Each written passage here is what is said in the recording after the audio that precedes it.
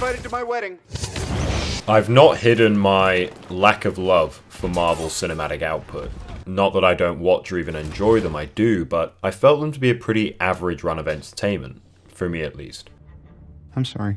Simple blockbuster fare that is always easy to watch, with jokes that gain a good chuckle, Very funny. a depressingly similar style to every entry, and a lack of stakes to make sure audiences aren't switched off, and that there are always heroes alive for a sequel. Not everyone shares my feelings, of course. In fact, I'm probably in the minority here, which is okay. That's how I feel about these films, but it doesn't have to be the same for you. I'm not saying you should agree. As always, this is my opinion. Film is subjective. My problem thus far with Marvel has been perhaps that being too objective in terms of trying to reach all audiences at all times. Personally, I find it difficult to really buy into a film's conflict when I know sequels years ahead are already greenlit. I know I'm supposed to switch my brain off a little in these films, but the lore of the franchise has gotten so thick at this point that it's hard to do so. I don't remember what Infinity Stone was where, at what time, blah blah blah. I'm not going to keep up with that. I say all this as Infinity War has promised big changes. This is without question a cinematic event, a culmination of everything thus far in this 20-film odyssey toward the climax that we will get in whatever the second part ends up being called.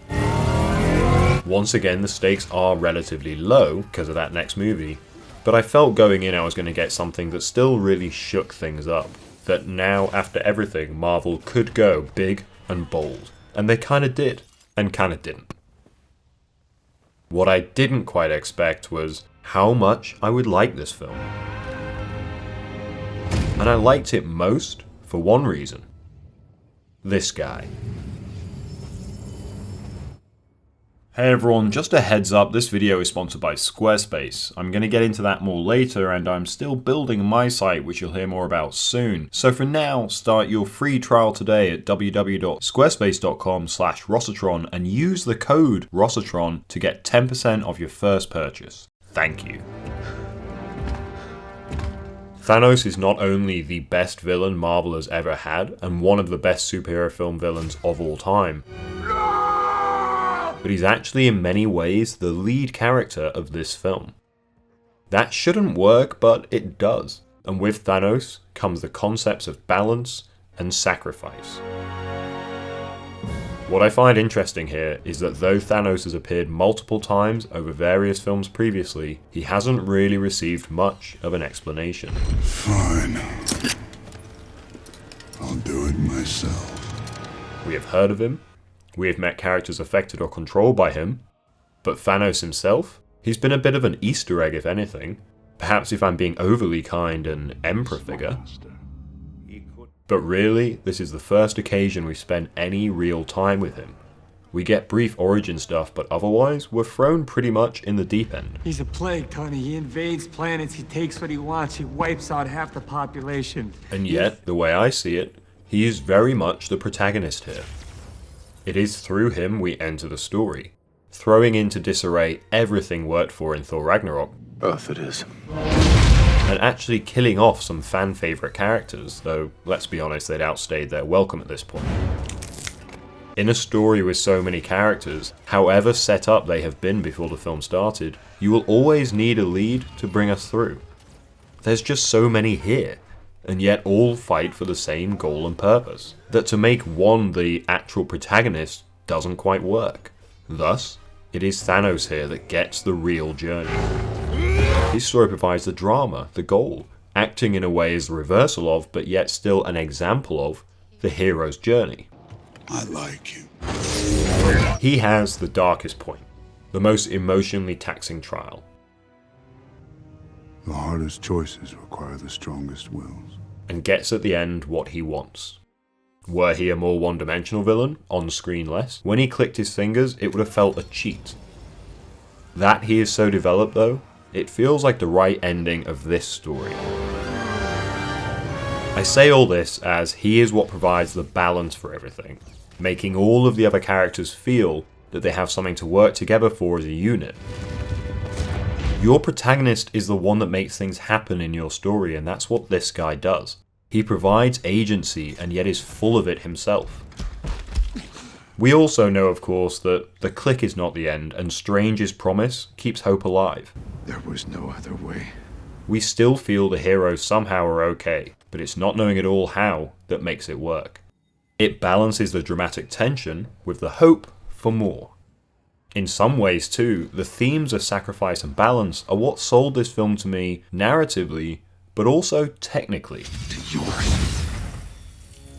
Our. When Infinity War truly came together, for me at least, other than perhaps with Thanos' sacrifice of Gamora, is the fight on Titan. Often the action in this film works, with the Russos finding more than ever before that balance between gritty physical action and swooping digital cinema, whereas in previous films that gulf between the two was more noticeable. The fight on Titan is where that really comes together. You do get another Marvel faceless drone fight that is a little too reminiscent of the last Wakanda battle, but it's intercut with what to me was the first time the Avengers franchise has truly delivered on its promise. The combination of powers that need to work together, and the enemy that is stronger and more dangerous not due to numbers but due simply to his power, and what is at stake. For the first time, of course, if this guy clicks, you're gonna kill heroes, not just civilians that you don't know. It feels just physically enough too that you get that sense of energy and taxing effort, whilst being geographically competent enough that you're never lost. There are a lot of players jumping around here, and they maintain that sense of what is happening brilliantly. As a big CGI fight on an alien planet goes, this is as close to feeling real as you're probably gonna get. And of course, if you want that big mass army fight, it's there too. It's almost a palate cleanser. I did notice how, after the emotionally draining fight on Titan, a number of jokes are quickly thrown around on the battlefield. Your haircut? Noticed you've copied my beard. Oh, by the way, this is a friend of mine, Tree. I am Groot! I am Steve Rogers.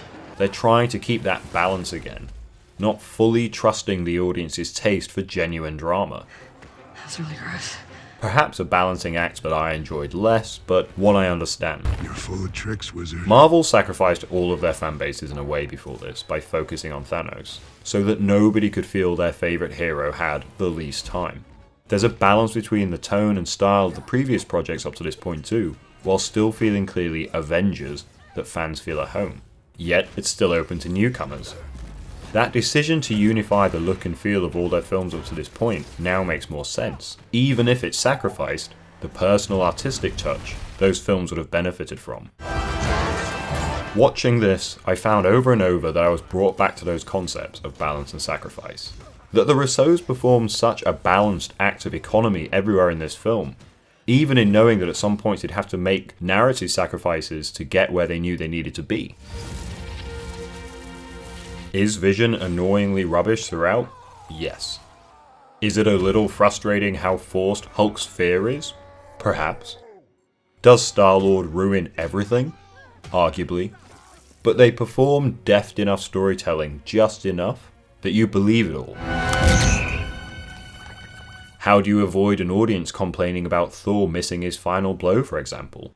You have Thanos belittle him for it. You should have gone for the head.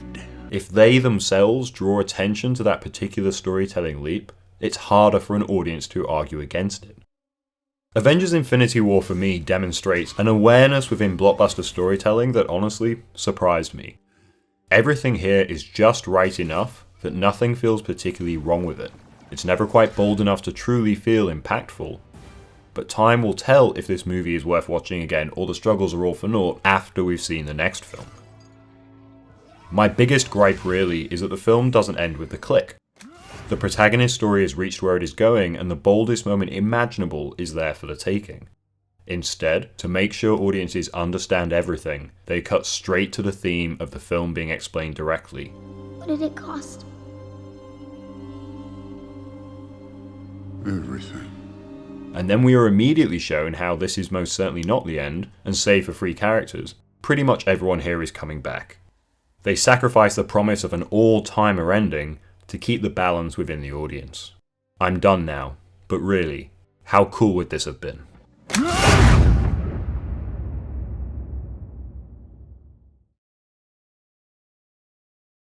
So I'm still building my site at Squarespace. Hey, I have a day job too, you know. But when I do get time to focus on this, I'm finding it really quite easy to do. Also, I have 24/7, 365-day support to use this all-in-one platform. There's no plugins, no updates, no patches, ever, which is pretty fantastic. Remember, if you need a website building, then you can't really go wrong with Squarespace. They're the best for a reason. And you can get 10% off if you sign up through me. Start your free trial today at www.squarespace.com/Rossatron or use the code Rossatron at checkout to get 10% off your first purchase. Thank you.